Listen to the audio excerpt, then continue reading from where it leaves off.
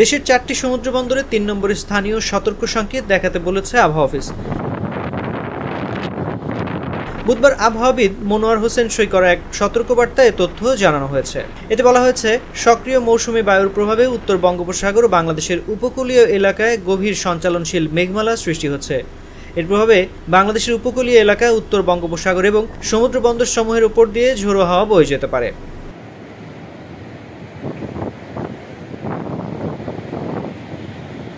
চট্টগ্রাম, কক্সবাজার, মংলা ও পায়রা সমুদ্র বন্দরসমূহকে 3 নম্বর স্থানীয় সতর্ক সংকেত দেখাতে বলা হয়েছে। উত্তর বঙ্গোপসাগরে অবস্থানরত মাছ ধরার নৌকা ও ট্রলার সমূহকে পরবর্তী নির্দেশ না দেওয়া পর্যন্ত উপকূলের কাছাকাছি এসে সাবধানে চলাচল করতে বলা হয়েছে।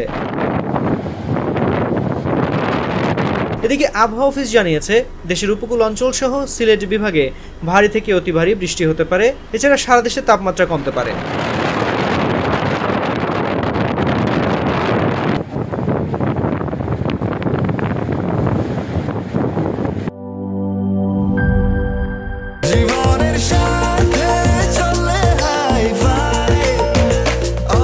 স্বাস্থ্যকর অল টাইম, সব সময় অল টাইম হেলদি লাইফ।